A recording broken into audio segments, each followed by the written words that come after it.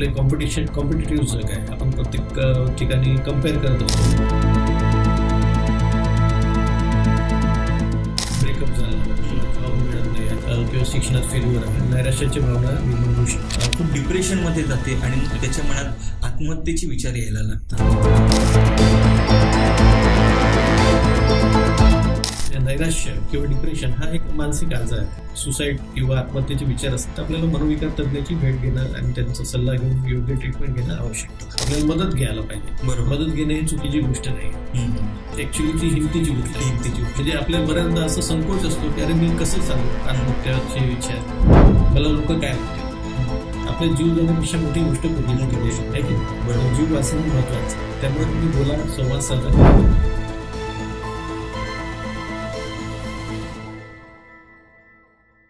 देववाणीच्या digital माध्यमामध्ये आपल्या सगळ्यांचं परत एकदा स्वागत आहे. या माध्यमातनं आपण हा एक कार्यक्रम चालवतो, ज्या कार्यक्रमाचं नाव आहे संवादवाणी. या संवादवाणी या कार्यक्रमामध्ये वेगवेगळ्या व्यक्तिमत्वांशी आपण चर्चा करतो. आपल्यासोबत आहेत चंद्रपूरचे प्रसिद्ध मानसोपचार तज्ज्ञ डॉक्टर विवेक बांबोळे सर. सर, आपलं खूप खूप स्वागत आहे.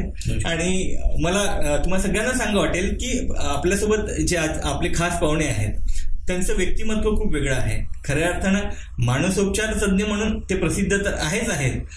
त्यांनी MBBS केलेलं आहे आणि सोबत MD केलेलं आहे मुंबईवरनं. या सगळ्या गोष्टीवर त्यांचा सखोल अभ्यास आहे आणि आज आपण चर्चाच त्यांच्याशी या विषयावर करणार आहोत की आजच्या या जगामध्ये आपण खूप चिंतेने, तणावाने, वेगवेगळ्या मानसिक रोगाने त्रस्त झालेलो आहोत. या सगळ्या गोष्टींवरती प्रकाश टाकण्यासाठी आज आपण त्यांच्याशी चर्चा करणार आहोत. सर, खूप आनंद झाला तुम्ही आमच्या या कार्यक्रमात आले त्याबद्दल. आणि मला पहिलाच प्रश्न तुम्हाला असेल की आपण वेगवेगळ्या क्षेत्रात जातोय. म्हणजे मला असं वाटतं की मी रिपोर्टर व्हावं, कोणाला असं वाटतं की मी डॉक्टर व्हावं, इंजिनियर व्हावं. तुम्हाला असं कधी वाटलं की आपण या क्षेत्रात यावं आणि या क्षेत्रात आपण कार्य करावं? मला वाटतं की लहानपणापासून मला, जेव्हा मी लहान होतो तेव्हा अवांतर वाचण्याची आवड होती. आमच्या घरी तथागत बुद्ध, बाबासाहेब आंबेडकर, महात्मा फुले यांच्या विचारावरती पुस्तकं होती. सोबतच मी अंधश्रद्धा निर्मूलनचे जे पुस्तक आहे ते सुद्धा 10वी-12वीत असताना वाचलं होतं. बरोबर. सोबतच मला मानवी मन आणि मानसशास्त्र यावर अभ्यास करायची इच्छा होती. त्यामुळे मी जेव्हा MBBSच्या 3rd इयरला होतो तोपर्यंत माझ्या मनात एक नक्की पक्क झालं होतं की मला जे MD करायचं आहे किंवा पदव्युत्तर जो अभ्यास करायचा आहे तो सायकेट्रीमध्येच करायचा. म्हणजे तुमचं आधीच ते ठरलं होतं की तुम्हाला हे करायचं. म्हणजे इंटर्नशिपच्या अगोदरच आपण इंटर्नशिपपर्यंत ठरवतो, पण मला आधीच ठरलं होतं की मला या क्षेत्रामध्ये पुढचा अभ्यास करायचा आहे.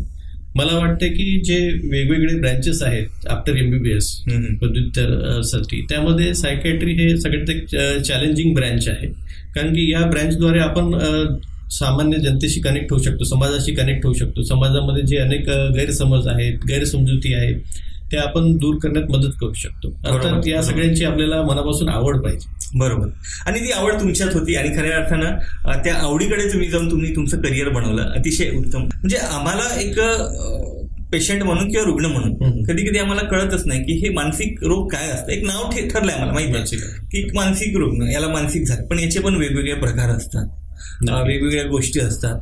तर ऍक्च्युली मानसिक रोग हे कसं आपण ठरवायचं आणि आपल्याला कसं कळतं की हा मानसिक रोगी झालेला आहे? सोप्या भाषेत सांगायचं म्हणजे आपले विचार, आपले वर्तन आणि आपले भावना यामध्ये जर काही गोंधळ आला किंवा त्यामध्ये या 3 विचार, भावना आणि वर्तनमध्ये काही तफावत निर्माण झाली तर त्याला आपण मानसिक आजार असं म्हणतो. पण हे जे लक्षण आहे हे सामान्य जे ताणतणावात आपण जेव्हा जातो त्यापेक्षा हे तीव्र स्वरूपाचे असतात आणि जास्ती काळ टिकतात. आता मानसिक आजार म्हटलं तर आपल्या डोळ्यासमोर ते उभं राहते ते एक चित्र, ते म्हणजे की एखादी रस्त्यावर माणूस चालला आहे, त्याचे कपडे फाटके आहेत किंवा मडले आहे, घाणेरडी वास येत आहे. बरोबर. किंवा तो काहीतरी चित्रविचित्र हातवारे करत आहे, स्वतःशीच फुटफुटत आहे, कधी शिवागाळ देतोय. अशा प्रकारची आपल्या मनात एक कल्पना निर्माण होते मानसिक आजार म्हटलं तर. हा एक छोटासा भाग झाला. मानसिक आजाराची व्याप्ती यापेक्षा खूप मोठी आहे.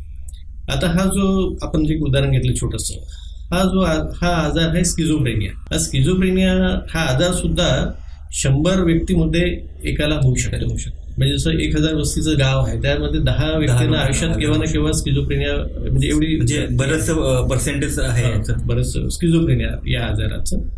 तर या आजारामध्ये काय होते, प्रामुख्याने भ्रम म्हणजे संशयपणा निर्माण होतो. मग त्याला असं वाटू शकते की आपल्या घरातले कोणी व्यक्ती आपल्या विरुद्ध आहेत, किंवा बाजूचे शेजारी व्यक्ती आपल्या विरुद्ध आहेत, किंवा आजूबाजूचे लोक विरुद्ध आहेत, ते कोणी आपल्यावर जादू करत आहे किंवा आपल्यावर पाळत ठेवत आहे, त्यांचा काहीतरी आपल्याला मारण्याचा प्लॅन आहे, अशा प्रकारचे संशय त्यांना निर्माण होऊ शकतात. बरोबर. आजच्या जसं आपण खेडेगावात बघितलं तर बऱ्याचदा जादू टोणा किंवा कोणी काही करणी करताय अशा प्रकारचा आपल्याला त्यांना संशय निर्माण होऊ शकतो.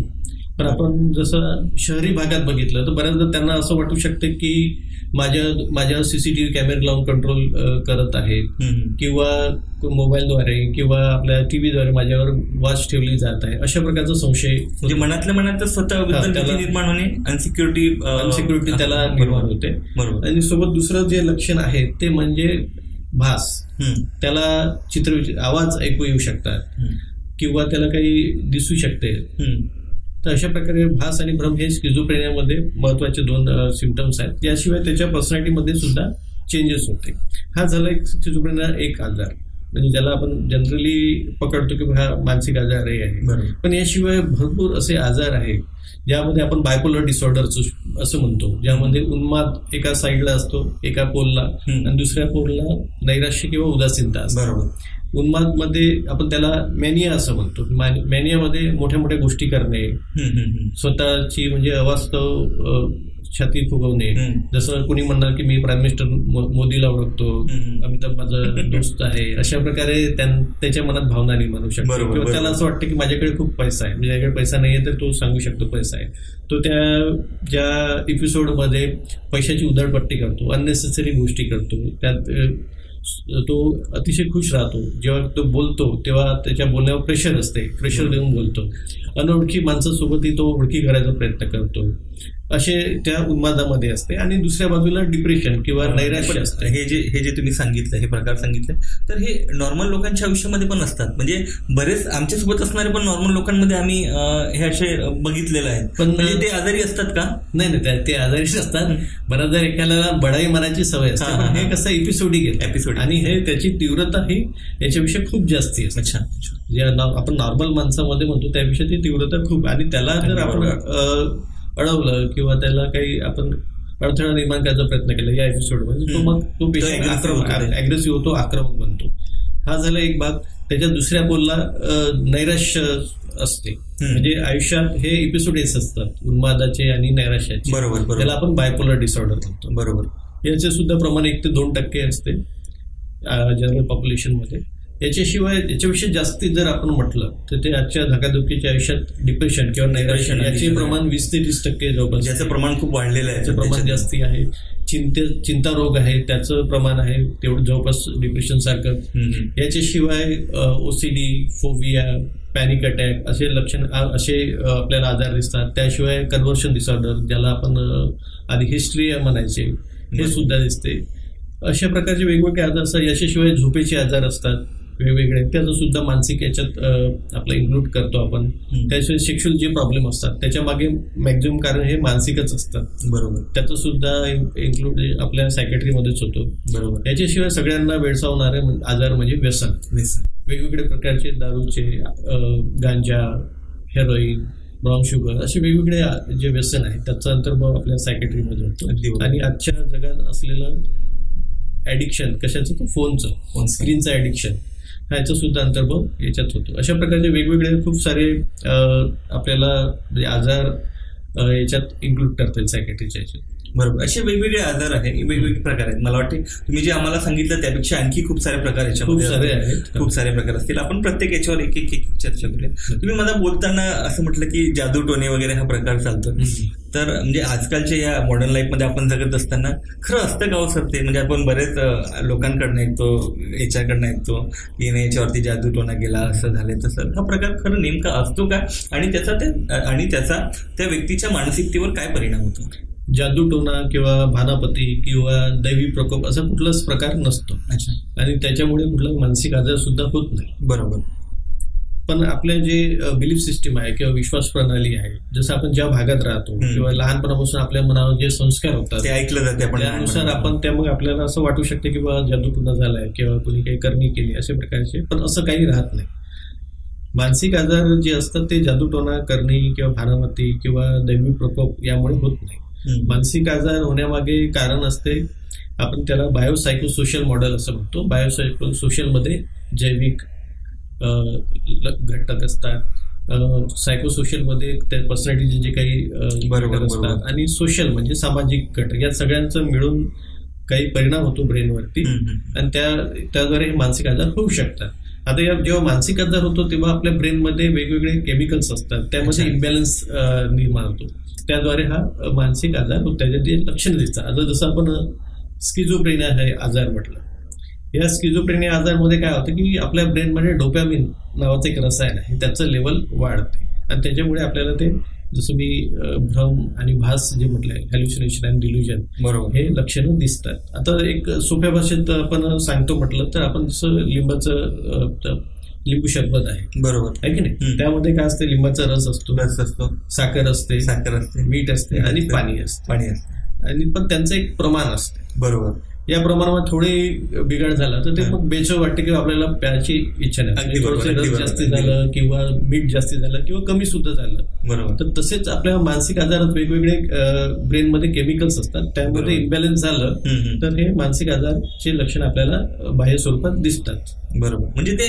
आपल्या सबकॉन्शियस माइंड मध्येच आपण म्हणतो, एक मुन्नाबाई एमबीबीएस पिक्चर बघितला होता, केमिकल लोचा तो बरोबर आहे, हा अगदी केमिकल लोचाच आहे. आणि मला तुम्हाला सगळ्यांना सांगा वाटेल की आपण हे जे बघतोय की जादूटोणा होणे, असं होणे, ह्या सगळ्या ज्या गोष्टी आपण ग्रामीण भागात आपल्याला जास्त ऐकायला मिळतात, हे फक्त एक तुमच्या विचारामध्ये, तुमच्या डोक्यांमध्ये बसलेला एक रोग आहे, असं काहीही नसतं. आणि असं जर काय असतं तर आपण जादूटोणाने वगैरे युद्ध जिंकले असते, आपल्या मॅचेस जिंकल्या असत्या, आपल्याला हवा तेवढा पैसा मिळवता आला असता, पण असं काही नसतं. हा एक मानसिक रोग आहे आणि याच्यावर औषध आहे, म्हणजे याच्यावर औषध आहे. तुम्ही जर त्याच्यावर चांगला इलाज केला, ट्रीटमेंट केलं तर हे दुरुस्त सुद्धा होऊ शकतं. आणि समजा मी एक ऍड करू शकतो, समजा जादूटोणा करायचा असेल समजा, किंवा तसं काही करणे किंवा ब्लॅक मॅजिक जर राहत असेल तर मी इथे एमबीबीएस एमडी किंवा कशी डिग्री करण्यापेक्षा जादूटोण्याने आपण ती डिग्री घेतली. आणि दुसरा अजून एक आहे की जादूटोणा आपण बघतो की खेडेगावात गरीब लोकांवरती आपल्याला जास्त येते, सुशिक्षित लोकांवर जादूटोणा होत. जर मला तसं कॅपॅसिटी आहे काही ब्लॅक मॅजिक करायची तर मी डायरेक्ट अदानी अंबानीवर करणार, कशाला. अगदी बरोबर. पण असं काही राहत नाही, हे आपलं बिलीफ सिस्टीम आहे, बरोबर. त्याच्यामुळे ते तसं आपल्याला जाणवते. लहानपणाचे संस्कार परंपरेने जे डोक्यात भरलेलं आहे आणि त्या हिशोबाने आपण त्या सगळ्या, म्हणजे हा सगळा मानसिक रोग आहे आपल्याला असं म्हणता येईल. ठीक आहे, जादूटोणेपर्यंत आपण गेलो तिथपर्यंत ठीक आहे. पण जादूटोण्यावर मला एक विषय परत आठवला की अजून एक प्रकार असतो याच्यामध्ये की, सॉरी, मला कुणाच्या धार्मिकतेवर टिप्पणी करायची नाहीये किंवा मला ते बोलायचं नाहीये, पण तरी अंगात देवी येणे वगैरे हा प्रकार जो आहे तो कुठपर्यंत येईल? अंगात देवी येणे हा जो प्रकार आहे हा सुद्धा एक मानसिक आजाराचा प्रकार आहे, बरोबर. याला आपण डिसोसिएटिव्ह ट्रान्स अँड पोजेशन डिसऑर्डर असं म्हणतो. यामध्ये कसं देव आपल्या अंगात येऊ शकते, कोणती देवी येऊ शकते.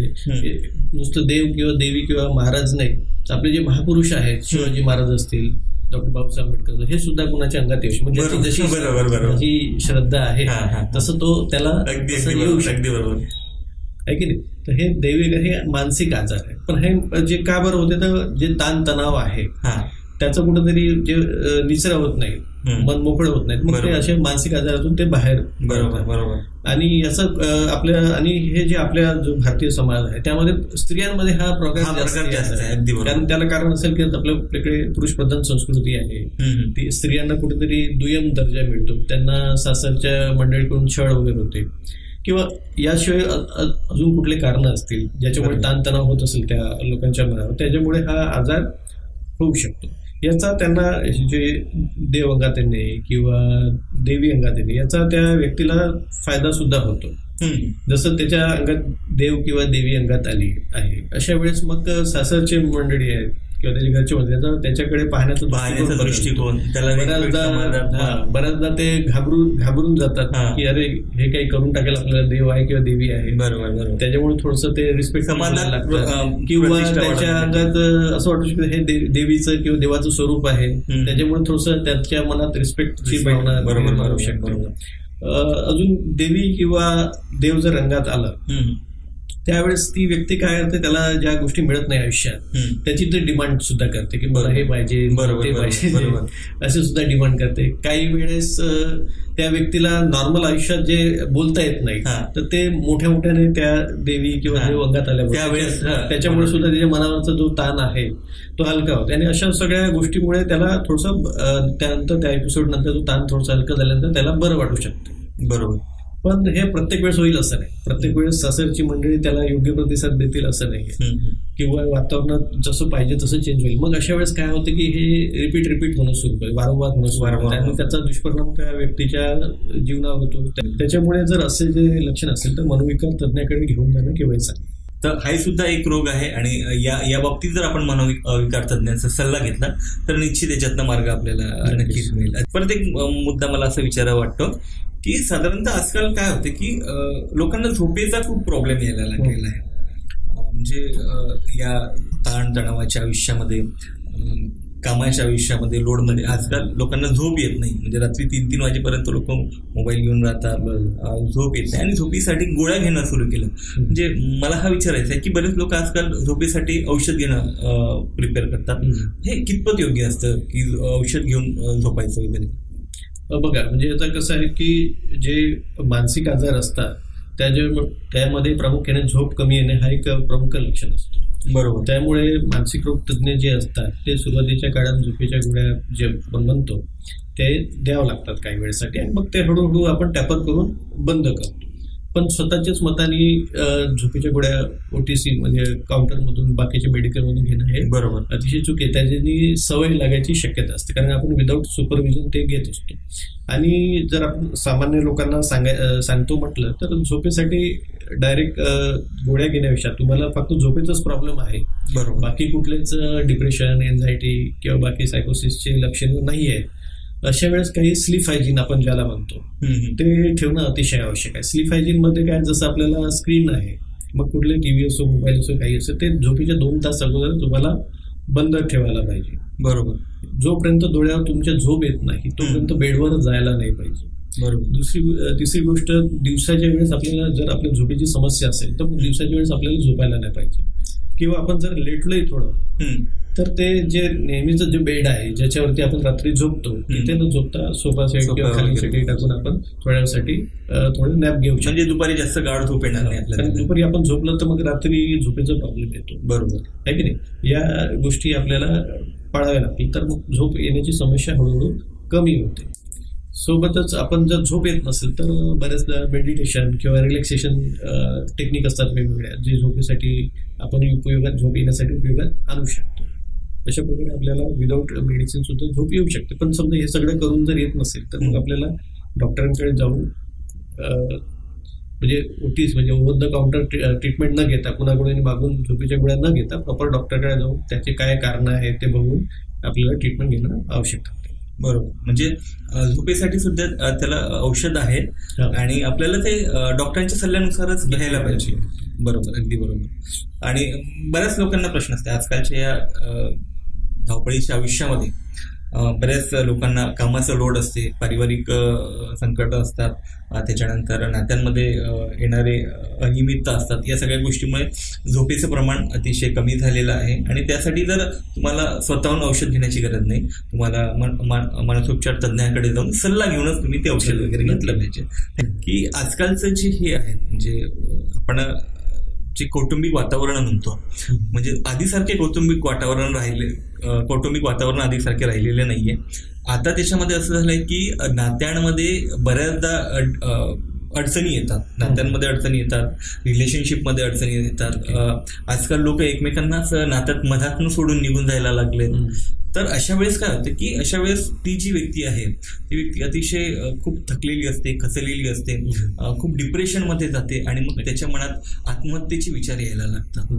तर अशा वेळेस मग बरेचदा आपण बघितलंय की आजकाल फॅमिली प्रॉब्लेममुळे, रिलेशन्समुळे लोक आत्महत्या करतायत आणि हे बरेच आपण टीव्हीवर बघतो, न्यूजमध्ये बघतो, हे प्रमाण अतिशय वाढलेलं आहे. तर अशा सिच्युएशनमधून जर त्या व्यक्तीला, त्या माणसाला बाहेर निघायचं असेल तर काय उपाययोजना आहे आणि आपण एक मानसोपचार तज्ञ म्हणून त्याच्यातनं कसं त्याला मदत करू शकतो? बघा, आता याच्यात 2 गोष्टी आहेत. एक तर स्वतः जो व्यक्ती आहे, आता आपण बघतो की ब्रेकअप झालं किंवा जॉब मिळत नाही, बेरोजगारीचं प्रमाण प्रचंड बरोबर किंवा शिक्षणात फेल्युअर आहे, आपले कॉम्पिटिटिव्ह जग आहे, आपण प्रत्येक ठिकाणी कम्पेअर करत असतो. अशा वेळेस आपल्या मनात नैराश्याची भावना निर्माण होऊ शकतात. आता याच्यात एक गोष्ट आपल्या लक्षात घ्यायची आहे की थोड्या वेळासाठी निराश वाटणं वेगळं, माझा आणि तुमचं वाद झालं किंवा पत्नीचं तुमचं पटलं नाही झालं, थोडंसं नाराज झालं हे वेगळं आहे, हे तात्पुरतं असते. आणि नैराश्य किंवा डिप्रेशन हा एक मानसिक आजार आहे. बरोबर. त्यामुळे ट्रीटमेंट आपल्याला घ्यावी लागते. आता ज्या व्यक्तीमध्ये आत्महत्येचे विचार येत आहे कुठल्याही कारणामुळे असो, तो घटस्फोटमुळे असो, ब्रेकअपमुळे असो, किंवा आपली नोकरी झाल्यामुळे असो, किंवा बेरोजगारीमुळे असो, किंवा काही व्यवसायामध्ये लॉस झाल्यामुळे असो, बरोबर, तर त्याच्या मनात आत्महत्येचे त्याने काय करायला पाहिजे की सगळ्यात आधी आपलं मन मोकळं करायला पाहिजे. मन मोकळं कुणाकडे करू शकतो, जे आपले मित्र आहेत किंवा घरचे लोक आहेत किंवा जे तुम्हाला समजून घेतात यांच्याकडे मन मोकळं करणं अतिशय आहे. आपल्याला कम्युनिकेशन, संवाद साधणं अतिशय आवश्यक आहे. ते मन मोकळं केल्याने आपल्याला थोडंसं बरं वाटतंय. आणि सोबतच तुमच्या मनात जर सुसाईड किंवा आत्महत्येचे विचार असतील तर आपल्याला मनोविकार तज्ञाची भेट घेणं आणि त्यांचा सल्ला घेऊन योग्य ट्रीटमेंट घेणं आवश्यक आहे. असे विचार जर मनात असेल तर आधी कोणाला बोलायला पाहिजे, आपण नक्की संवाद साधायला पाहिजे, बोलायला पाहिजे, आपल्या भावना मोकळ्या करायला पाहिजे, आपल्याला मदत घ्यायला पाहिजे. मदत घेणं ही चुकीची गोष्ट नाही, ती हिमतीची गोष्ट आहे. म्हणजे आपल्याला बऱ्याचदा असं संकोच असतो की अरे मी कसं सांगू आत्महत्याचे विचार, मला लोक काय म्हणतील. आपल्या जीव जाण्यापेक्षा मोठी गोष्ट कुठली आहे की नाही. जीव वाचणं महत्वाचं आहे, त्यामुळे तुम्ही बोला, संवाद साधा हे महत्वाचं आहे. हा झाला पहिला पॉईंट की आपल्याला मन मोकळे करा आणि मनोविकार तज्ञाची मदत घ्या. दुसरी गोष्ट की ही जी कोणतीही गोष्ट आहे जगात ती कायमस्वरूपी नसते, ती परिवर्तनशील असते. त्याचप्रमाणे तुमच्या मनातले विचार असतील किंवा तुमची जी डिप्रेशनची परिस्थिती आहे ही सुद्धा कायमस्वरूपी नाही, काही दिवसांनी ती बदलू शकते आहे की नाही. त्याच्यामुळे या तात्पुरत्या परिस्थितीसाठी आत्महत्येसारखं कायमस्वरूपी जे पाऊल उचलणं हे अतिशय चुकीचे आहे. तिसरी गोष्ट की आज तुमच्या समोर जे प्रॉब्लेम आहे ज्याच्यामुळे तुम्हाला असं वाटते की मला आत्महत्या करायला पाहिजे, हे सुद्धा प्रॉब्लेम कायमस्वरूपी नाही. आता तुम्ही डिप्रेशनमध्ये असणार किंवा नैराश्यामध्ये असल्यामुळे काय होते, आपलं सगळीकडे बघण्याचा जो दृष्टिकोन असतो हा नकारात्मक असतो, निगेटिव्ह असतो. त्याच्यामुळे आपल्याला त्या प्रॉब्लेमवर सोल्युशन सापडत नाही. पण तुम्ही याच्यातून बरे झाले तर त्या प्रॉब्लेम तुम्हाला सोल्युशन सापडते. किंवा जर तुम्हाला जो प्रॉब्लेम आहे त्या सोल्युशन सापडत नाही तर तुम्ही जे आपले मित्रमंडळी आहेत किंवा घरचे लोक आहेत त्यांची मदत घ्यायला पाहिजे. कारण त्यांना नैराश्य नाही आहे, डिप्रेशन नाही आहे, त्यांचा दृष्टिकोन त्या प्रॉब्लेमकडे बघण्याचा वेगळा राहू शकतो, ते पॉझिटिव्हली बघू शकतात. तर ते योग्य प्रकारे तुम्हाला त्या प्रॉब्लेमवरती सल्ला देऊ शकतात. तर त्याच्यामुळे घाबरून न जाताच आपल्याला संयम ठेवायला पाहिजे आणि योग्य मित्रांची मदत घेऊन, मनोविकार तज्ञाची मदत घेऊन आपल्याला याच्यातून बाहेर पडता येईल. आता हे झालं आपलं म्हणजे ज्याच्या मनात आत्महत्येचा विचार आहे. पण बऱ्याचदा काय होते की जसं आपल्या एखाद्या मित्राने आपल्याला सांगितलं किंवा आपल्याला कळलं किंवा याला आत्महत्येचं करू शकतो किंवा याच्या मनात तसं काहीतरी चालू आहे विचार, तर आपणच बऱ्याचदा घाबरून जातो.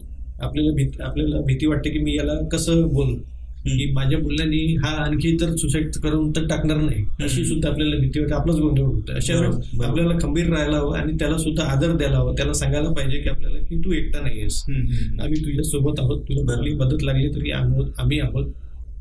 आणि जर असे विचार असेल तर त्याला मनोविकार तज्ञाकडे घेऊन जाणं आवश्यक आहे आणि त्याची योग्य ट्रीटमेंट करणं आवश्यक आहे. सोबत बोलताना त्याला आपण त्याच्या जे भावना आहेत, कधी कधी आपण रागवतो, अरे तू असं कसं आहेस किंवा काय आहे, असं नाही का. तर तसं न करता आपल्याला काय करायला पाहिजे की त्याला आधार द्यायला पाहिजे, मानसिक आधाराची. त्याच्या ज्या भावना आहेत, त्याचे विचार आहेत ते मोकळे होऊ द्यायला पाहिजे. आपण त्याला मधामधातच आपण सांगत राहिलं आपलं ज्ञान त्याला पाजळत राहिलं तर तो काय समजेल की सल्ल्यापेक्षा सांभाळण्याची गरज जास्त आहे. नक्कीच सांभाळण्याची, आधार देण्याची, त्याला कुठेतरी आधाराची गरज असते. तर तो आधार आपल्याला द्यायला पाहिजे आणि तसंच न ठेवता त्याला मनोविकार तज्ञाकडे घेऊन त्याचा योग्य उपचार आपल्याला करायला पाहिजे. परत सर मला एक छोटासा प्रश्न परत आहे तुम्हाला, की आजकाल जेव्हा मानसिक आजार होतात तर तेव्हा लोक डॉक्टरकडे जाण्यापेक्षा आजकाल म्हणजे एक महाराज, बुवा वगैरे हे एक वेगळं प्रचलन आलेलं आहे. तर त्यांनी तिथे जायला पाहिजे की मानसिक तज्ञाकडे जायला पाहिजे? जसं फिजिकल आजार झाला, कुठला शारीरिक आजार झाला, डायबिटीस झाला, बीपी झाला किंवा हार्टचा प्रॉब्लेम झाला तर आपण, किंवा टायफॉइड झाला तर आपण शारीरिक जे आपले फिजिशियन आहेत बरोबर. तर त्याच प्रकारे मानसिक आजार झाला तर आपल्याला मानसिक तज्ञाकडे जायला पाहिजे. बरोबर. आता मानसिक आजार दोन प्रामुख्याने जर आपण म्हटलं तर आपण प्रामुख्याने दोन भागात वर्गीकरण करू शकतो, एक सायकोसिस आणि एक न्यूरोसिस. बरोबर.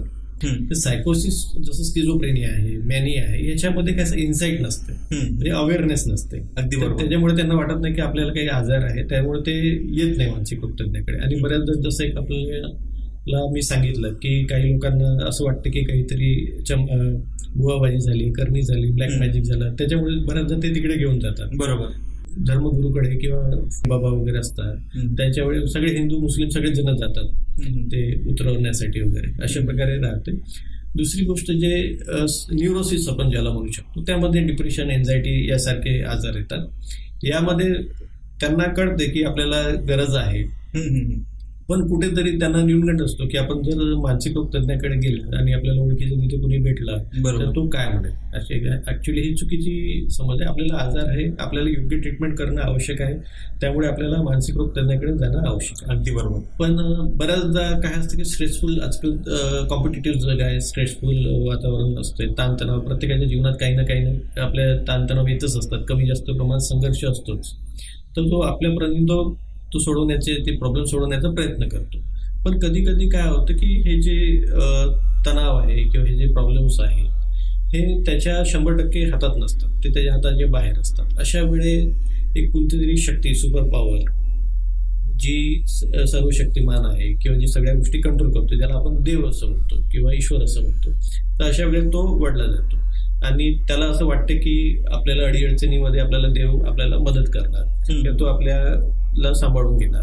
त्याच्यामुळे जो आपण कसं कधी कधी प्रॉब्लेम मध्ये असतो, त्या सिच्युएशन मध्ये असतो, तर आपण आपला गोंधळ उजाडायला असतो. आणि अशा वेळेस जर आपल्याला कोणतरी आहे बाबा आपल्यासोबत, या भावनेने थोडंसं बरं वाटतं. बरोबर. आता बुवाबाजांचं कसं आहे की श्रद्धा ठेवणं गरजेचं आहे, पण अंधश्रद्धेकडे वळायला नाही पाहिजे. म्हणजे कसं आहे की आता सगळेच लोक मानतात असं नाही, मॅक्झिमम जे जगात लोक आहेत, बहुसंख्य लोक हे देवाला मानतात, है की नाही. तर पण आपण देवाची पूजा काय करतो की आपल्या जीवनात संकटे आले नाही पाहिजे किंवा जेव्हा जास्ती प्रॉब्लेम असतात तेव्हा आपण मग कुठल्या तरी मंदिरात जातो, धावा घेतो, है की नाही. तर आपल्याला एक देवावर श्रद्धा असते की हे आपल्याला कुठेतरी मदत करेल, आपल्याला न्याय मिळवून देईल दुष्ट लोकांपासून, अशी एक भावना असते. आता जे बुवा असतात किंवा महाराज असतात किंवा धर्मगुरू असतात, तर सामान्य लोकांना असं वाटतं की त्यांच्यात देवाचा अंश आहे. बरोबर. आणि काही जे धर्मगुरू आहेत किंवा जे बुवा महाराज असतात ते स्वतःही असं म्हणतात की मी साक्षात्कारी पुरुष आहे, किंवा काही त्याच्यावरती जाऊन असं म्हणतात की मी देवाचाच अवतार आहे असंही म्हणतात. तर त्यामुळे सामान्य जनतेला असं वाटतं की बाबा देव आपल्याला यांच्या माध्यमातून आपल्याला मदत करेल. तर त्यामुळे जेव्हा जेव्हा आपण तणावपूर्ण स्थितीमध्ये राहतो किंवा काही आपल्याला नोकरी असेल किंवा व्यवसाय असेल, चांगली संधी मिळाली पाहिजे, यासाठी आपण मग बुवा किंवा महाराज यांच्याकडे जातो. बऱ्याचदा काय होतं की तिथे सुद्धा सामान्य घरी आपल्याला मत व्यक्त करता नाही, पण बऱ्याचदा त्या मठामध्ये वगैरे आपलं मत जसं मी म्हटलं की आपल्याला संवाद साधणं आवश्यक आहे, तर त्याद्वारे सुद्धा त्याचं मन तिथं मोकळं होतं, त्याला ते बरं वाटतं. बऱ्याचदा तिथे बरेचसे भक्तगण असतात, ते सुद्धा सांगतात की हे बाबा खूप चांगले आहेत की महाराज खूप चांगले आहेत, तर त्याद्वारे आपल्याला असं वाटतं की माझ्या काही समस्या असेल त्याचं इथे निर्माण होणं. बऱ्याचदा जे काही कल्ट असतात त्यामध्ये मेडिटेशन असते, ध्यान वगैरे सांगेल, त्याच्याने सुद्धा मन सुद्धा रिलॅक्स होते, अशा भक्तिमय वातावरण राहते. अशा वेळेस त्यांना ते बरंही वाटते काही प्रमाणात. पण हे कसं, हे माइल्ड, जसं तुम्हाला डिप्रेशन असेल किंवा माइल्ड एन्झायटी असेल, याच्यात हे नक्की काम करू शकतं. बरोबर. म्हणजे कमीत कमी त्या रुग्णाची मानसिकता तिथे बदलू शकते असं म्हणायला आपल्याला. पण हे माइल्ड स्वरूपात जर असेल, तुम्हाला सिव्हिअर डिप्रेशन असेल, सिव्हिअर एन्झायटी असेल, तिथे तुम्हाला या गोष्टीचा मानसिक तज्ञाकडे मानसिक रोग तज्ञाकडे जाणं आवश्यक आहे. की आजकाल सध्या व्यसन हे खूप वाढलं गेलेलं आहे. म्हणजे आपण 10 पैकी आपल्याला 7 लोक व्यसनी दिसेल या जगातले. मग कुठलंही व्यसन असू शकते, ते दारूचं व्यसन असू शकते, सिगरेटचं व्यसन असू शकते, तंबाखूचं व्यसन असू शकते. आजकाल लोक अंमली पदार्थांचं सुद्धा व्यसन करतात. तर या व्यसनातून आपल्याला एक मानसोपचार तज्ञ म्हणून याच्यातून बाहेर निघण्यासाठी काही उपाययोजना आहे का, आणि कशा पद्धतीने याच्यातून निघता येईल? कारण खूप लोकांना असं वाटतं नाही मला दारू सोडायची आहे, खूप लोकांकडनं असं ऐकतो की आजपासून उद्यापासून मी पिणार नाही, पण तोच माणूस परत दुसऱ्या दिवशी आपल्याला पिऊन दिसतो. त्याच्यानंतर बरेच लोक म्हणतात की हा शेवटचा आपल्या खास करून विदर्भामध्ये खर्रा नावाचा प्रकार खूप चालतो की खूप जण ते खर्रा खातात, सुपारी तंबाखू म्हणून, आणि मग ते नाही मी उद्यापासून खर्रा खाणार नाही सोडलाय, पण दुसऱ्या दिवशी त्याच्या तोंडात ते दिसते.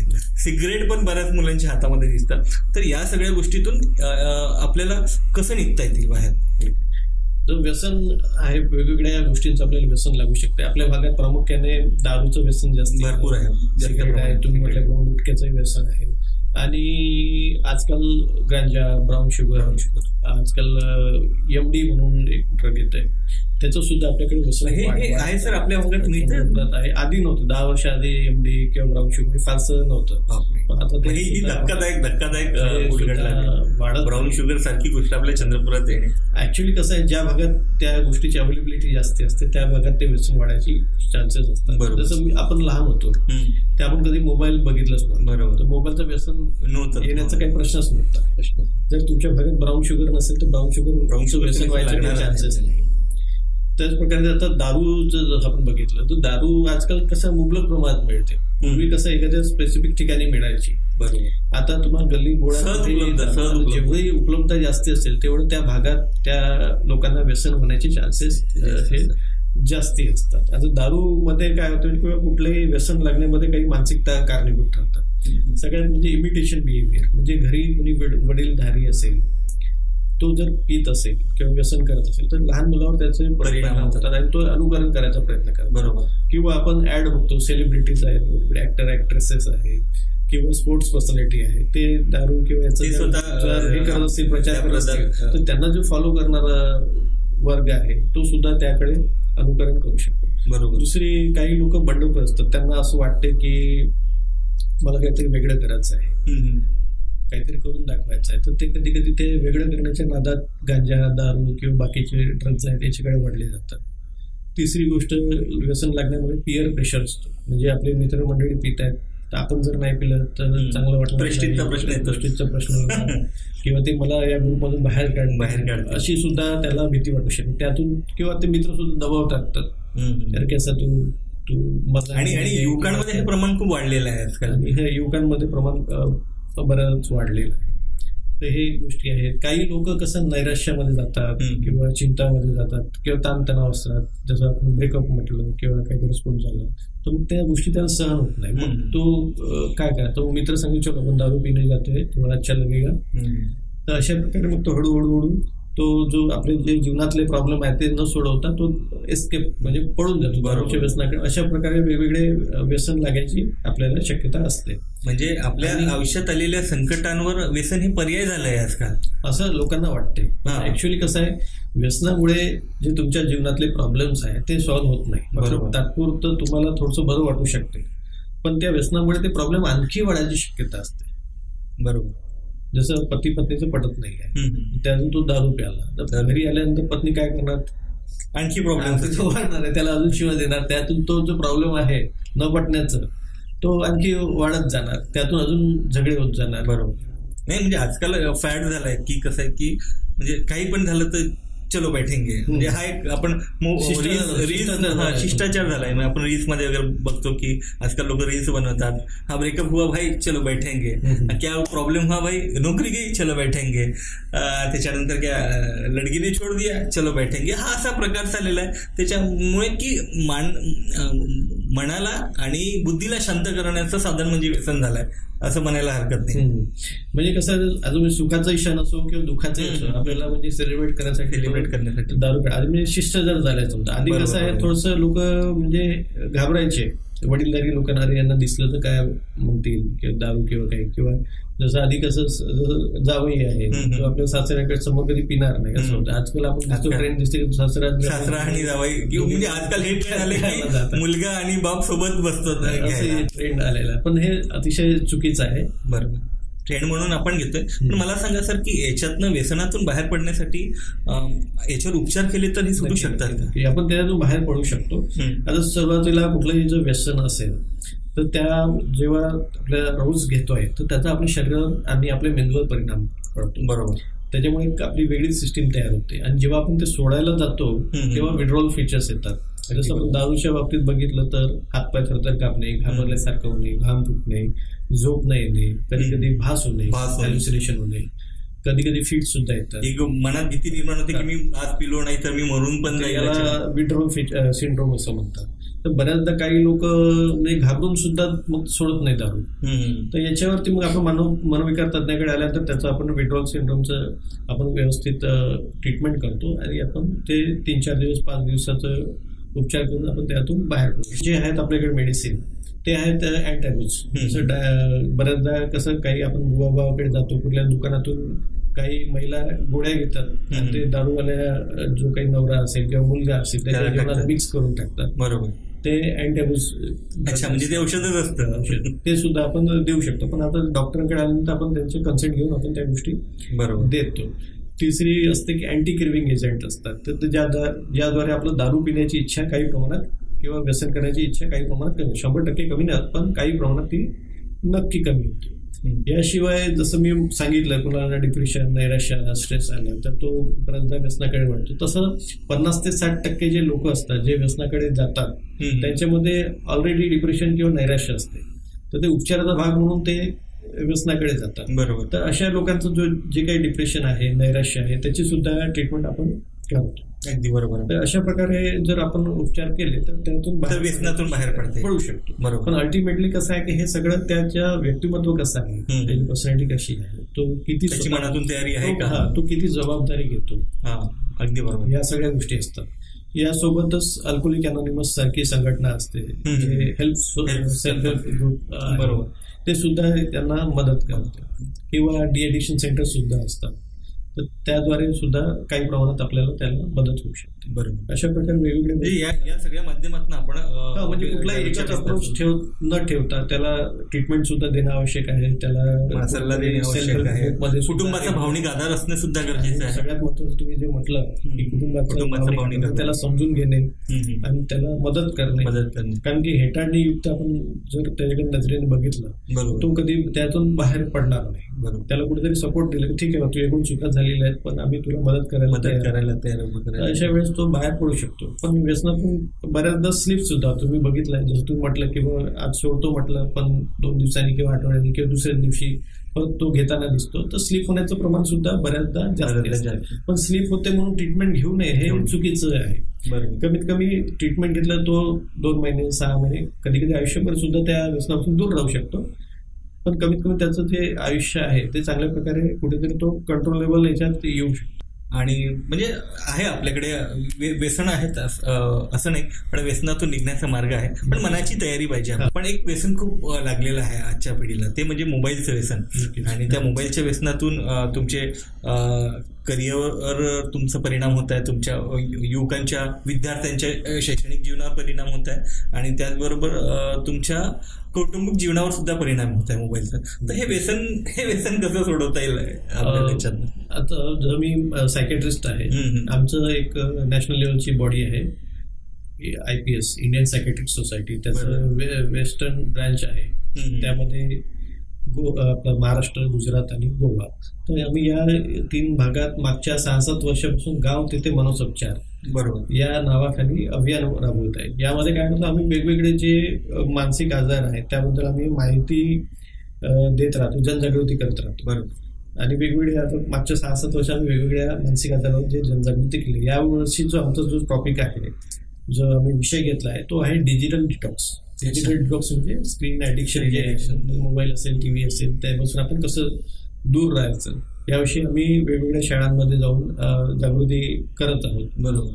तर हे जे डिजिटल डिटॉक्स आहे ते हे आता कसं आहे, स्क्रीन जे आहे, स्क्रीनचा वापर हे आपण सगळेजणच करतो, म्हणजे लहान मुलापासून ते वडीलधाऱ्या व्यक्तीपर्यंत, म्हाताऱ्या व्यक्तीपर्यंत सगळेच जण करतात. पण हे स्क्रीनच्या हळूहळू आपण कसं अति वापरामुळे त्याच्यात जळत जातोय आणि आपल्याला ते ॲडिक्शन होत आहे, व्यसनामध्ये रूपांतरित होत आहे. म्हणजे एका संशोधनामध्ये असंही बाहेर आलं आहे की भारतातला व्यक्ती हा 24 तासापैकी साधारणतः 5 तास हा स्क्रीन यूज करतोय. मुलं आहेत, टीनेजर्स आहेत, त्यांच्या जवळपास 4 तासाचं त्यांचं ॲव्हरेज जे आहे. WHO प्रमाणे जास्तीत जास्त टीनेजर्स जे आहेत जास्तीत जास्त 2 तासापर्यंतच वापरायला मॅक्झिमम पाहिजे. नाही वापरलं तर बेस्ट आहे, पण जास्तीत जास्त 2 तास वापरायला पाहिजे. तर हे जे व्यसन लागलं त्याच्यामागे कारण म्हणजे जसं बाकीच्या व्यसनामध्ये जसं डोपामिन रिवॉर्ड सिस्टीम असते, तर तसंच आपलं जे काही आपल्याला जे आवडते कुठल्याही गोष्टी असेल आणि त्याच्यातून आपल्याला जर आनंद मिळतो, तर अशा वेळेस काय होते आपल्या ब्रेनमध्ये डोपामिन नावाचं जे रसायन आहे ते सिक्रेट होते आणि ते गोष्ट वारंवार करायची इच्छा होते. बरोबर. तसं आपण जसं जे व्यसनामध्ये होते, दारूमध्ये होते किंवा ब्राऊन शुगरमध्ये होते, तसंच हे ऍडिक्शन स्क्रीनचं ऍडिक्शन आहे. तर आपण मोबाईल जर बघितला किंवा टीव्ही बघितलं तर ते आपल्याला डोपामिन सिक्रेट आपल्याला ते वारंवार बघायची इच्छा होते. बरोबर. दुसरी गोष्ट की टेक्नॉलॉजी म्हणजे काय करते की हे जे कोणी ऍप्स बनवतात किंवा गेम्स बनवतात मोबाईलवरती वेगवेगळे, तर ते एक्सपर्ट लोक असतात. तर त्यांचं असं असतं की लोकांनी जास्तीत जास्त आकृष्ट व्हावं आपल्या त्या ऍपकडे किंवा याच्याकडे आणि ते टिकून राहावं त्यांचं. त्यासाठी मग ते चांगल्या इमेजेस बनवणं, एकदम कलरफुल इमेजेस सतत चेंज करत राहणं, खूप सारं कंटेंट देणं, म्हणजे लोकांना म्हणजे भरपूर मिळालं पाहिजे. वेगवेगळे ऍक्टर ऍक्ट्रेस, असं स्पोर्ट्स पर्सन, मोठे स्पोर्ट्स इव्हेंट्स, असे वेगवेगळे आपल्याला स्क्रीनच्या माध्यमातून आपल्याला गुंतवून ठेवतात. तो एक भाग झाला. आणि तिसरी गोष्ट जसं मी म्हटलं की बाकीच्या व्यसनामध्ये जसं असं की आपलं डिप्रेशन, नैराश्य आलं, तर बऱ्याचदा कसं आजचा जो युवा वर्ग आहे किंवा कोणी असेल तर जनरल त्याचा रिअल लाईफमध्ये त्याला डिप्रेशन, नैराश्य किंवा ताणतणाव जगत आहे, तर त्याला कुठेतरी तिकडे स्क्रीन तिथे कोणी टोकणारा नसतो. तुम्ही दिवसभर मोबाईल पाहिला, तुमच्या म्हणण्यानुसार तुम्हाला जो पाहिजे तो ऍप चालू करू शकता, जे पाहिजे ते फिल्म बघू शकता. अशा वेळेस त्याला ते बरं वाटते, त्याच्यामुळे तो न कळतपणे त्याकडे ओढला जातो. अशा वेगवेगळ्या कारणामुळे सुद्धा आपल्याला ते स्क्रीनचं ऍडिक्शन राहतं. तर याच्यामध्ये जर आपल्याला सोडायचं असेल, सगळ्यात आपल्याला अवेअरनेस झालं पाहिजे की मला ऍडिक्शन आहे. केव्हा म्हणायचं, म्हणजे एक स्क्रीन पाहणं वेगळं आहे, जसं मी सुद्धा यूज करतो, तुम्ही सुद्धा, सगळेच आपण यूज करतो काही प्रमाणात, आहे की नाही. पण आपण ते त्याला ऍडिक्शन केव्हा म्हणणार, तर सगळ्यात आधी की टॉलरन्स, म्हणजे जसं स्क्रीनचा आधी आपलं टायमिंग होतं 2 तास आपण यूज करतोय, आहे की नाही. तर तो 3 तास झाला तरी आपल्याला वाटतं की और चाहिए, 4 तास झाला और चाहिए, असं वेळ वाढत चाललेला आहे आपलं स्क्रीन बघायचा, तरी आपल्याला ते सॅटिस्फॅक्शन नाही भेटत. असं हे एक रेड फ्लॅग आहे, म्हणजे हे एक लक्षण आहे की तुम्हाला व्यसन लागलेलं आहे. तर दुसरं आहे की विड्रॉल, जसं अल्कोहोलमध्ये जसं विड्रॉल सांगितलं, तसंच जर तुम्हाला मोबाईल नाही मिळालं किंवा स्क्रीन बघायला नाही मिळालं तर चिडचिड होणं, बेचैन होणं, अस्वस्थ वाटणं, राग येणं, या गोष्टी होणार, हे विड्रॉलमध्ये येतात. तिसरं, नेहमी तुमचं मन फ्री ऑक्युपाईड राहणं, म्हणजे तुम्ही मित्रांसोबतही असेल किंवा आपल्या रिलेटिव्ह सोबतही असेल, आई वडिलांसोबतही असणार, भाऊ बहिणीसोबतही असणार किंवा शाळेमध्ये सुद्धा किंवा कॉलेजमध्ये असणार, तर तुमच्या डोक्यात तेच येत राहणार, आपल्या अरे घर में जाके गेम खेळणं आहे या बघायचं आहे. बरोबर. तर हे सुद्धा त्याचं एक लक्षण आहे. दैनंदिन आपलं जे काही रुटीन आहे त्यामध्ये बिघाड येतोय, म्हणजे जर विद्यार्थी असेल तर शाळेची लाईफ खराब होत आहे किंवा त्याचं परफॉर्मन्स खराब होत आहे, कुणी कामकाज असेल तर कामकाजावर परिणाम पडत आहे. आणि सगळ्यात महत्वाचं घरचं जे रिलेशन आहे, नवरा बायकोचं असेल, घटस्फोट होण्याचं प्रमाण, हे सुद्धा स्क्रीनमध्ये, आणि हे असं होत आहे तर याचा अर्थ तुम्हाला ते ऍडिक्शन झालं. तर त्याचं अवेअरनेस होणं महत्वाचं, की मला हे जे लक्षणं दिसत आहेत तर मला कुठेतरी थांबायला पाहिजे, कारण तुम्ही स्वतः ठरवल्याशिवाय तुम्ही त्यातून बाहेर पडणार नाही. बरोबर. आणि याच्यातून आपण बाहेर पडण्यासाठी तेच आपलं डिजिटल डिटॉक्स जे आहे ते आपण अभियान हे करू, त्यासाठी तुम्हाला ते अवेअरनेस होण्याचं महत्वाचं आहे. मग एकदा तुम्ही झालं की तुम्हाला ठरवायचं आहे की मी किती स्क्रीन बघायची, मिनिमम स्क्रीन बघायची, मग तुम्ही ठरवलं की मला 2 तास बघायची आहे. बरोबर. तर त्यामध्ये तुम्ही मग थोडंसं आपल्याला सांगायला पाहिजे की ठरवायला पाहिजे की मी 2 तास केव्हा बघणार दिवसातून, आणि 1 तास सलगपणे 2 तास न बघता त्याला 3-4 पार्टमध्ये विभागणी करून आपण ती स्क्रीन बघू शकतो. जर आपलं कंट्रोल नाही स्वतः तर आपण टायमर सुद्धा लावू शकतो, मोबाईलमध्ये सेट करू शकतो किंवा 30 मिनिटानंतर मी बंद ते तुम्हाला फॉलो करायला. तुम्हाला जर स्वतःला ते नाही करतात तर घरी जे कोणी पत्नी असेल किंवा आई वडील असेल किंवा भाऊ बहीण त्यांना आपण सांगू शकतो की मला हे अलार्म वाजलं की मला माझ्या हातून मोबाईल किंवा जे स्क्रीन आहे ते बंद करायचं. दुसरं आपल्याला असं करता येईल की जसं झोपण्याच्या 2 तास अगोदर, बऱ्याचदा कसं आहे की जे मोबाईल किंवा स्क्रीनचं जे ऍडिक्शन असते त्या झोपेपर्यंत ते 1-2 वाजेपर्यंत चालूच असते, किंवा उठल्याबरोबर सकाळी सुद्धा आपण ते जसं उठलं तसं काय नोटिफिकेशन आलंय, काय आहे, काय मेसेजेस आले आहेत ते आपण बघायला सुरुवात करतो. ते सुद्धा चुकीची सवय आहे. तर आपण 2 तास अगोदर, झोपायच्या अगोदर ते स्क्रीन बंद करायला पाहिजे कुठल्याही प्रकारची, आणि उठल्याबरोबर 2 तास तुम्हाला स्क्रीनला हात नाही लागत इमर्जन्सी असल्याशिवाय. हे आपल्याला पाळावं लागेल. म्हणजे मी उद्यापासून सगळं करणार आहे. कुठेतरी ते वाढत जाण्याची शक्यता असते. कधी आपलं कंट्रोल ते जर इमर्जन्सी असेल तर तुम्हाला ऑब्व्हियसली आहे यूज करावं लागेल. तुम्हाला माहिती आहे की पण अदरवाईज तुम्हाला ते यूज करायला नाही पाहिजे. हे स्क्रीन लिमिट. नंतर आपण काय स्क्रीन फ्री झोन घरी ठेवू शकतो की जिथे डायनिंग टेबल आहे किंवा डायनिंगच्या ठिकाणी मी स्क्रीन अजी कुणीच वापरणार नाही. मोबाईल नाही, काही बेड आहे, बेडरूम आहे, तिथे कुणी वापरणार नाही. किंवा जेवताना कोणी मोबाईल वापरणार नाही डायनिंगच्या ठिकाणी. आणि किंवा जे स्टडी टेबल आहे तिथे कोणी वापरणार नाही. वापरला समजा चुकीने आजकाल कसं बरेचसा अभ्यासक्रम मोबाईलद्वारे वापरला तरी तो फक्त एज्युकेशन पर्पजसाठीच तात्पुरता वापरायचा. अदरवाईज मग तिथे मोबाईल आपल्याला ठेवा. असे स्क्रीन फ्री झोन ठेवू शकतो. आणि मग हा मोबाईलचा टाइम कुठे करायचा, मग आपल्याला काहीतरी ते फील करावं लागेल. अगदी बरोबर. म्हणजे कसं आहे, तुम्ही रिकामे राहिलं तर परत आपल्या मोबाईलकडे मग जे काही आपले हॉबीज आहेत, छंद आहेत, ड्रॉइंग असेल, पेंटिंग असेल, सिंगिंग असेल, डान्सिंग असेल, काही असेल, किंवा तुम्हाला स्पोर्ट्समध्ये ऍक्टिव्हिटी आहे म्हणजे बघण्यात नाही, खेळण्यात, इंडोर गेम्स असेल किंवा आउटडोर गेम्स असेल, ते आपण जास्तीत जास्त त्यामध्ये इन्व्हॉल्व्ह होतो. आणि परिवारांसोबत वेळ घालवणं आणि सोबत कम्युनिकेशन परिवारासोबत, मित्रांसोबत, तो कुठेतरी आपला मोबाईलमुळे तुटत चाललेला आहे. ते सुद्धा आपल्याला स्वतःहून पुढाकार घेऊन ते कम्युनिकेशन वाढवायला पाहिजे. याद्वारे आपण मग या ऍडिक्शन मधून बाहेर पडू शकतो.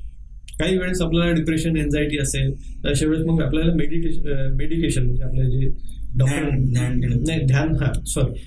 मेडिकेशन म्हणजे ट्रीटमेंटद्वारे सुद्धा आपण त्यातून म्हणजे जे काही टेन्शन असेल, चिंता असेल, ते सुद्धा कमी करू शकतो. आणि तुम्ही जे म्हटलं ध्यान, ते सुद्धा आपल्याला त्या ताणतणावातून कमी करण्यासाठी उपयोगात येऊ शकतो. ध्यान किंवा मेडिटेशन किंवा विपश्यना झालं, असे वेगवेगळे, किंवा काही वेळेस सेल्फ हिप्नोसिस सुद्धा आपल्याला तर त्याद्वारे आपण याच्यातून बाहेर पडू शकतो. मोबाईलमुळे आपण आता चर्चा केली. मोबाईलच्या जाळ्यात तर सगळे झाडं अडकलेले आहेत. मग अगदी लहानापासून तर अगदी वयोवृद्धांपर्यंत त्या मोबाईलमध्ये अडकले. पण आता आपण बघतो की आजकाल छोट्या छोट्या मुलांच्या हातात मोबाईल यायला लागला. मला सर हा प्रश्न असेल की लहान मुलांना कुठल्या वयापासून मोबाईल द्यायला पाहिजे, आणि जर ती खूपच त्यांना सवय लागली असेल तर त्याच्यातून आपल्याला बाहेर कसं पडतंय?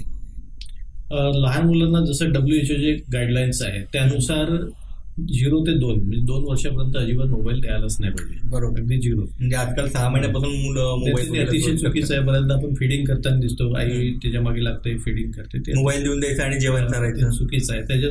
त्यामुळे कसं त्याला डेव्हलपच नाही होत. म्हणजे त्याला काय जेवायचं, स्वतःहून जे जेवण करायचं आहे ते हळूहळू डेव्हलप नाही, त्या मागेच धावत लागते आपल्याला. दुसरी गोष्ट, 2 ते 5 वर्षापर्यंत आपल्याला 1 तास, जास्तीत जास्त 1 तास, आणि नंतर 5 ते टीनेजरमध्ये आपल्याला 5 वर्षानंतर जास्तीत जास्त 2 तास. पण हे प्रमाण जे आहे ते 2 तास द्यायला पाहिजे, कंपल्सरी नाही आहे, किंवा 1 तास कंपल्सरी द्या, 2 ते 5 असं नाही. तुम्हाला नाही दिलं तर बेस्ट आहे, हे जास्तीत जास्ती. आणि बाकीचे जे मी गाईडलाईन्स सांगितले की जसं ॲडल्ट माणसाला आहे की बाबा तुम्ही मोबाईल कमीत कमी वापरा, किंवा मोबाईल जर आपण 2 तास देतो लहान मुलांना, त्यांना वेगवेगळ्या भागात तुम्ही द्या, एक टायमर ठेवा. कारण बऱ्याचदा मुलाला आपण तुम्ही मोबाईल हातात दिले तर तो 1 तास, 2 तास, 3 तास आपलं स्क्रोलिंग करतच राहतो, बघतच राहतो. तर टायमर ठेवून त्याला सांगायचं की तुला 20 मिनिटासाठी किंवा 30 मिनिटासाठी मी देतोय, तेवढंच तुला. छोट्या मुलांचा जो प्रश्न जे साधारणतः 6 महिन्यापासून तर 3 वर्षापर्यंत मुलांचं, यांचा मोबाईलचं प्रमाण जास्त वाढलेलं आहे, आणि ज्याचा परिणाम त्यांच्या बुद्धिमत्तेवर पुढे होतो. नक्कीच. तर त्याच्यातनं आपल्याला कसं बाहेर पडता येईल? आपलं व्हर्च्युअल ऑटिझम म्हणून एक टर्म आहे. ऑटिझम हा एक आजार आहे, त्यामध्ये कम्युनिकेशन कमी होणं, स्पीच डेव्हलप न होणं व्यवस्थित, आणि एकच गोष्ट रिपीटेड करणं, ऑटिझमची लक्षणं. आता सितारे जमीन पे आमिर खानचा मूवी येऊन गेला, त्यामध्ये ऑटिझमचे लक्षणं दिसतात. तर हे जे काही लोक जे लहानपणापासून स्क्रीन बघतात आणि अति प्रमाणात बघतात, त्यांच्यामध्ये ऑटिझमचे लक्षण, त्यांची स्पीच डेव्हलप होत नाही, त्यांची लँग्वेज डेव्हलप होत नाही, त्यांची बुद्धिमत्ता ज्या प्रकारे डेव्हलप व्हायला पाहिजे, म्हणजे जेनेटिकली ते नॉर्मल असतात, पण ते स्क्रीनचा अति उपयोग केल्यामुळे त्यांच्यामध्ये असे लक्षणं दिसू शकतात. त्याच्यामुळे स्ट्रिक्ट रिकमेंडेशन आहे की 2 वर्षाच्या खाली तुम्हाला द्यायलाच नाही पाहिजे. आणि साधारणतः आपण एक विचार करूया की 2 वर्षाच्या आधीपर्यंत मुलाला आपण मोबाईलला द्यायला नको आणि गरजेचं आहे ते. असं आपण बघतोय की छोट्या मुलांच्या हातामध्ये मोबाईल लागलेला आहे. ही परिवाराची जबाबदारी असं मला वाटते. मोबाईलला इंट्रोड्यूस आपणच करून देतो. बरोबर, त्यांना माहिती नसते ते जरा म्हणजे बरोबर मुलं सांभाळायला कोणी नाही किंवा मुलगा बाळ चिडचिड करते म्हणून त्याला मोबाईल आपण देऊन देतो. त्या ह्याच्यामध्ये त्याची सवय सुद्धा आपणच लावतो त्याला. बरोबर. त्याच्यामुळे आपल्याला जी जबाबदारी घ्यावी लागेल की मुलाला अजिबात मोबाईल द्यायचाच नाही लहान असताना. बरोबर. पण कुठेतरी एक पॅरेंट्स म्हणून जसं मुलगा रडला किंवा कोणी रिलेटिव्ह आले, अरे तो रडला तर आपण त्याला दाखवत राहतो, हे बघ हे व्हिडिओ बघ. त्याच्यातून त्याला इंट्रोडक्शन होत राहते आणि हळूहळू त्या हॅबिटमध्ये सुद्धा परिवर्तन होते. कुटुंबाची पालकाची जबाबदारी आहे मुलांना घरी आजी आजोबा बऱ्याचदा पालक नाही दिले तर मग आजी आजोबा आपल्या जवळ आला पाहिजे म्हणून त्याला मोबाईल दाखवतात, असंही होते.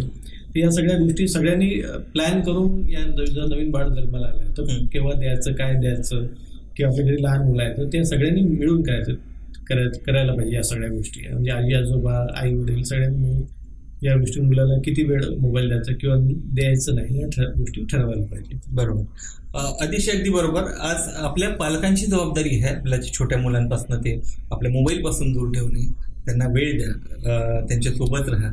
आणि निश्चितच आपण या बालपणात जर त्या मुलांना मोबाईल पासून वेगळं ठेवलं तर त्यांच्या बुद्धिमत्तेत वाढ होण्यात अजिबात म्हणजे त्यांच्या बुद्धिमत्तेत वाढ होईल असं नक्की म्हणायला हरकत नाही. आपल्यासोबत होते डॉक्टर विवेक बांबोळे सर. खूप छान चर्चा झाली तुमच्याशी. अतिशय सुंदर पद्धतीने तुम्ही सगळ्या प्रश्नांची उत्तरं दिली आणि ज्यातनं आम्हा सगळ्यांना याच्यातनं कोडे उलगडलेत आणि याचा फायदा होईल. एक छोटंसं आपण एक रॅपिड फायर आपण तुमच्यासोबत करूया. एक 2-4 प्रश्न आपण रॅपिड फायरचे घेऊयात. मला एक विचारायचं की तुम्हाला मेंदू की मन यापैकी शक्तिशाली कोण आहेत? ऍक्च्युअली मला वाटतं दोघेही शक्तिशाली आहेत. जर आपण कम्प्युटरच्या भाषेत जर बोललं तर जे हार्डवेअर दिसते ते म्हणजे आपलं मेंदू आणि ज्यातलं सॉफ्टवेअर आहे ते एखादी प्रॉब्लेम मला तर दोघांचाही उपयोग आवश्यक आहे. मेंदू आणि मन याच्यावर कंट्रोल करून आपल्याला आपल्या जीवनाची गाडी चालवायची. दोघांचे बॅलन्स ठेवून आपल्याला समोर जायचं. बरोबर. त्याच्यानंतर मला दुसरा प्रश्न राहील तुम्हाला की तणाव कमी करण्यासाठी एक झटपट उपाय काय? डिप्रेशन तणावात आलो किंवा रागात आलो सगळ्यात महत्वाचं म्हणजे डीप ब्रिथिंग किंवा ब्रिथिंग एक्सरसाइज. वेगवेगळ्या प्रकारचे ब्रिथिंग एक्सरसाइज आहेत ते आपण केल्याने आपल्या तात्पुरतं त्या वेळेसाठी आपला तणाव कमी होऊ शकतो. बरोबर. आणि रोजच्या आपल्या दैनंदिन जीवनामध्ये खूप प्रॉब्लेम असतात. याच्यामध्ये एन्झायटी खूप घातक असते की डिप्रेशन? ऍक्च्युअली दोन्हीही घातक असतात आणि दोन्हीही बऱ्यापैकी म्हणजे 20 ते 30% लोकांना एन्झायटी आणि डिप्रेशनचा त्रास असतो. बरोबर. आणि आजकाल नाती खूप भिडायला लागली आहे तर नात्यामध्ये रेड फ्लॅग काय असतो? सगळ्यात महत्वाचं म्हणजे तुमच्यात कम्युनिकेशन झालं. कम्युनिकेशन जर झालं नाही तर तुमच्यात भांडणे आणखी वाढणार. बरोबर. संवाद नात्यांमध्ये अतिशय आवश्यक आहे. शेवटचा प्रश्न माझ्याकडून, जर डॉक्टर विवेक बांबोळे जर मानसिक तज्ज्ञ नसते तर काय असते? मी सोशल ऍक्टिव्हिस्ट म्हणून सामाजिक क्षेत्रात काम करायला आवडलं असतं. अतिशय महत्वाचं आहे. आणि मला सांगायला असं वाटते की सर जरी डॉक्टर असले तरी अजूनही त्यांच्या सोशल ऍक्टिव्हिटी चालतात. आज आपल्याला त्यांच्या सोशल ऍक्टिव्हिटीवर चर्चा करता आली नाही पण पुढच्या भागात जर डॉक्टर सर आमच्याकडे आले तर आपण नक्की त्यांच्या सोशल ऍक्टिव्हिटी चर्चा करूया. तर हे होते आमच्यासोबत चंद्रपूरचे प्रसिद्ध मानसोपचार तज्ज्ञ डॉक्टर विवेक बांबोळे सर. तुमच्याशी चर्चा करून अतिशय आनंद झाला आणि छान वाटलं. तुम्ही अतिशय दैनंदिन जीवनात या मानसिक उपचारावरती जे काय आम्हाला सांगितलं ते अतिशय उपायकारक असेल. तुम्ही आमच्या कार्यक्रमात आला त्याबद्दल खूप खूप धन्यवाद. Thank you so much. तर मग बघत राहा देववाणी आणि अशाच वेगवेगळ्या व्यक्तिमत्वासोबत आम्ही तुमच्यासोबत येऊ. देववाणीचा हा संवादवाणी कार्यक्रम बघा आणि आमच्या चॅनलला सबस्क्राईब करा आणि शेअर्स करा. Thank you so much.